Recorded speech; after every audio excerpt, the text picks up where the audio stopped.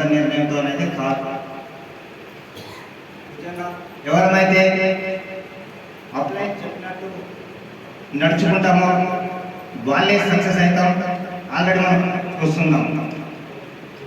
Upline మాట ఖచ్చితంగా success కాదు.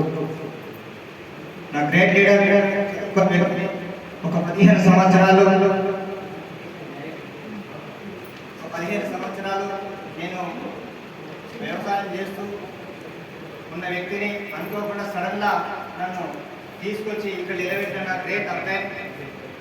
నిజంగా చాలా హ్యాపీగా ఉంది. నేను ఇక్కడ వచ్చేది 3 జనరేషన్ ఇన్కమ్ కోసం.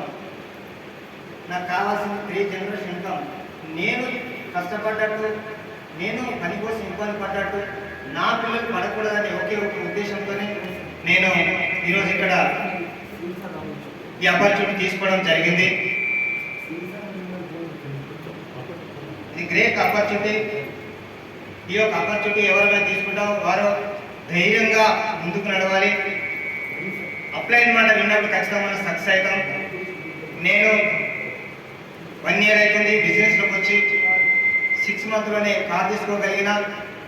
అది 6 మంత్లోనే కారు నేను తీసుకోవడం కాదు, పేరు నాది. కానీ దీనికి మొత్తం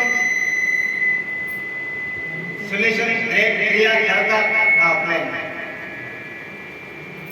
ఇది నేను తీసుకోవడం అనేది కాదు, నా అప్లైన్ ద్వారా నాకు వచ్చింది. కాబట్టి ప్రతిదీ నా అప్లైన్కి,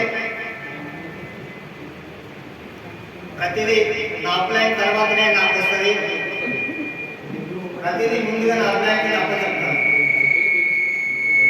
నేను ఈరోజు గోల్డ్ లెక్టరే కాదు, నేను డియూసీడ్ అయినా పేరు నాది. కానీ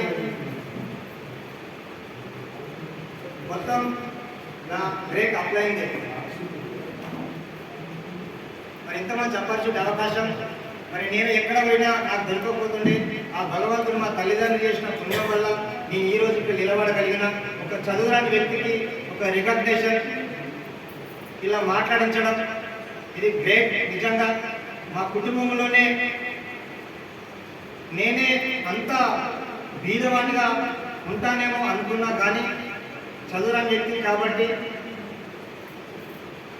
నేను ఈరోజు నేను అనుకుంటున్నాను, నేనే మా కుటుంబంలో అందరికంటే నెంబర్ 1గా నిలబడతాను.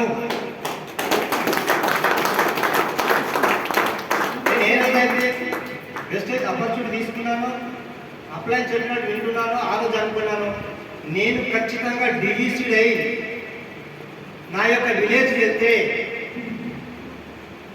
నేనే ఒక నెంబర్ 1 లీడర్గా నిలబడాలని నేను డిసిషన్ తీసుకున్నాను. ఖచ్చితంగా అది తొందరగా ఫుల్ఫిల్ చేస్తాను. 5 లక్షల చెక్కుతో నేను డిసిడ్ అయి నా ఊర్లోకి నేను వెళ్తాను. నేనే కాదు, నాతో పాటు పనిచేస్తున్న ప్రతి ఒక్కరికి ఇదే కమిట్మెంట్ నేను చేస్తూ వాళ్ళకు చేపిస్తాను. ఇదే కమిట్మెంట్తో ముందుకు నడిపిస్తామని ఇంత మంచి అవకాశం ఇచ్చిన గ్రేట్ అప్లయన్స్కి మరొకసారి థ్యాంక్ యూ చెప్తున్నాను.